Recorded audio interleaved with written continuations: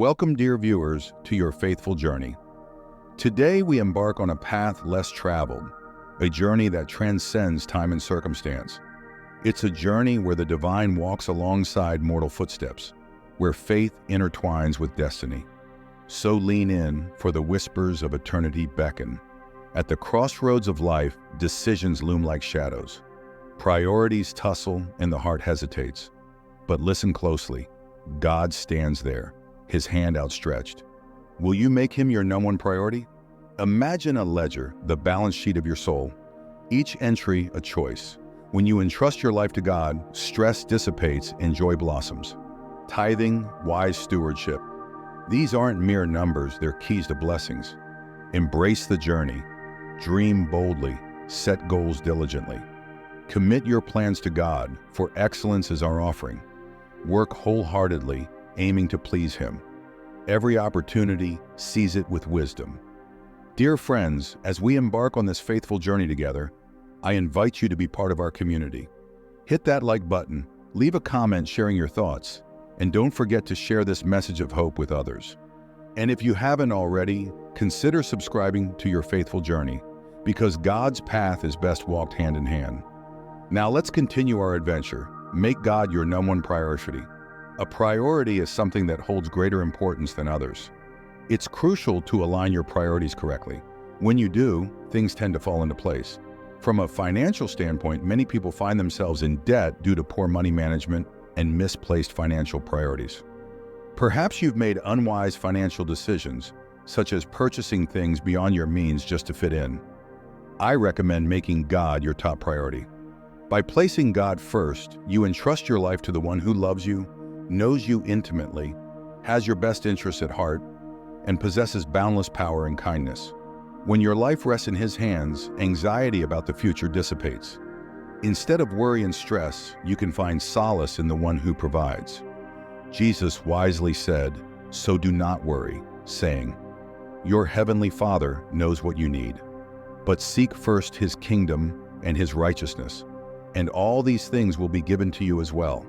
Matthew 6:31-33. Prioritizing God will transform how you handle money. I assure you that when God takes the lead, stress decreases and joy and purpose multiply. By putting God first, you'll naturally give him your best. One practical way to prioritize God is through your finances. The purpose of the tithe is to teach you to always put God first in your lives. The way we manage our money reflects whether we genuinely place God first. Take a look at your bank statement. It reveals your priorities. Your budget provides evidence of the authenticity of your faith. When you prioritize God with your finances, it requires faith. However, you'll be pleasantly surprised that your remaining money, after giving your first fruits to God, will stretch further and achieve more than if you kept 100% for yourself. When you offer your first fruits to God, he blesses you.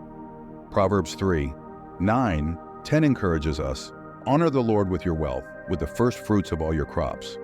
Then your barns will be filled to overflowing, and your vats will brim over with new wine."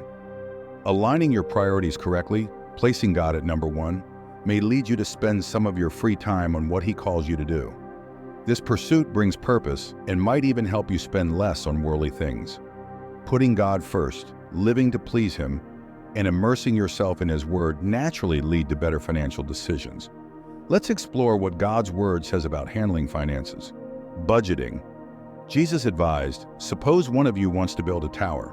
Won't you first sit down and estimate the cost to see if you have enough money to complete it?" Matthew 14:28. Living within our means. Proverbs 14:16 states, "The wise are cautious and avoid danger. Fools plunge ahead with reckless confidence." Saving and investing. The wise man saves for the future, but the foolish man spends whatever he gets. Proverbs 21:20. Caring for loved ones. Anyone who does not provide for their relatives, and especially for their own household, has denied the faith and is worse than an unbeliever. 1 Timothy 5:8. Therefore, I encourage you to make God your #1 priority. 2. Strive for excellence and embrace the journey. Life can become overly serious at times. Amidst your endeavors, don't forget to savor the journey. After all, your work is a divine gift. The book of Ecclesiastes wisely observes, "Even so, I have noticed one thing at least that is good. It is good for people to eat, drink, and enjoy their work under the sun during the short life God has given them, and to accept their lot in life. And it is a good thing to receive wealth from God and good health to enjoy it. To enjoy your work and accept your lot in life, this is indeed a gift from God." Ecclesiastes 5:18. God holds a purposeful plan for your life, a plan that offers hope and a bright future. Jeremiah 29:11 declares, "For I know the plans I have for you, declares the Lord, plans to prosper you and not to harm you, plans to give you hope and a future." Dream boldly, have a vision. The book of Proverbs reminds us, "Where there is no vision, the people perish." Proverbs 29:18. Dare to dream big, aiming high. Set goals and plan diligently. Good planning and hard work lead to prosperity, but hasty shortcuts lead to poverty. Proverbs 21:5. Entrust your plans to God. He walks alongside you on this journey.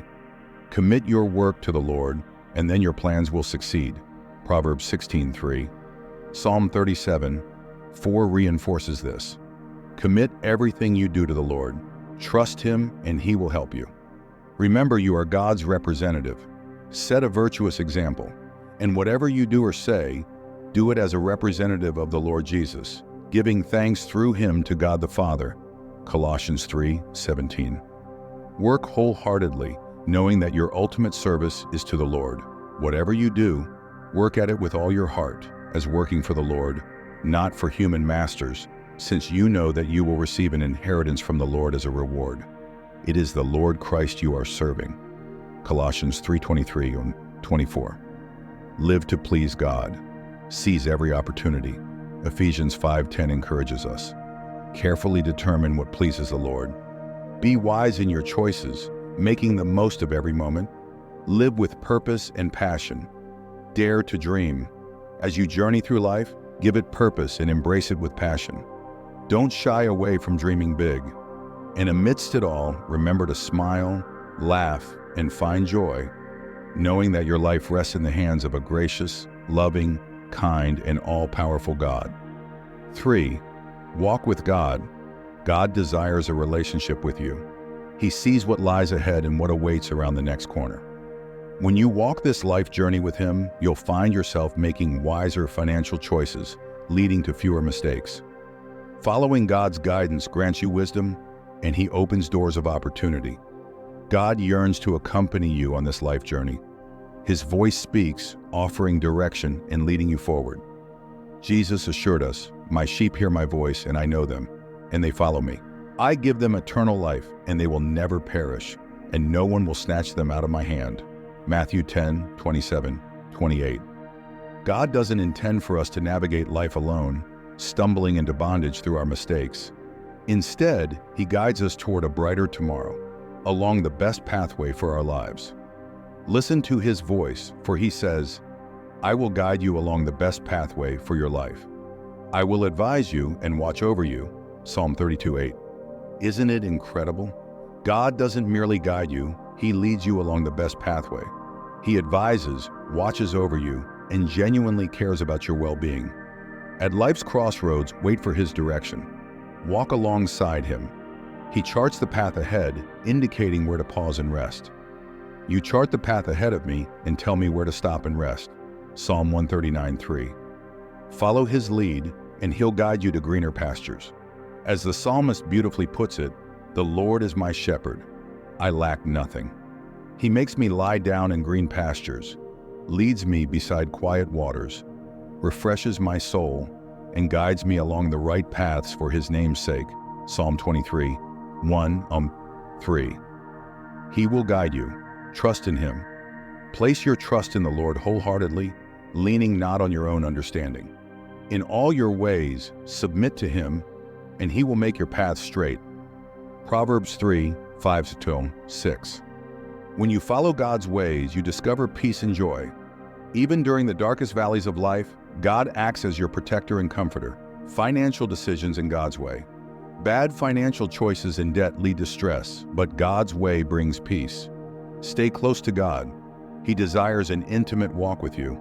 Avoid blindly following the crowd or allowing worldly ambitions to dictate your path. Instead, follow God and walk in the Spirit. The Apostle Paul encourages us, "I say then, walk in the Spirit, and you shall not fulfill the lust of the flesh. For the flesh lusts against the Spirit, and the Spirit against the flesh. And these are in conflict with one another, so that you do not do the things that you wish." If we live in the Spirit, let us also walk in the Spirit. Galatians 5:16, 17, and 25. Walking with God, you are uniquely made, and God desires to journey alongside you. He has your best interests at heart and wants to lead you along the best pathway for your life. Allow God to be part of every area of your life.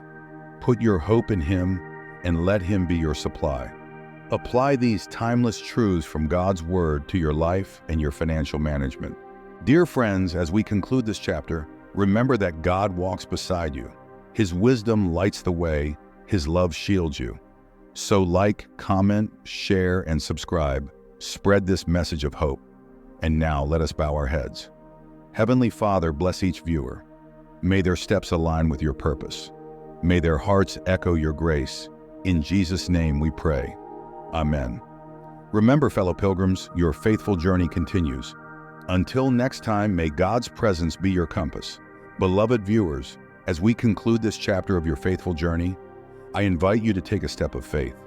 Share this video with someone who needs encouragement, someone whose heart longs for hope. Let's spread the light together. And remember, God's love is our compass and His promises are our guide. Until next time, may your journey be blessed.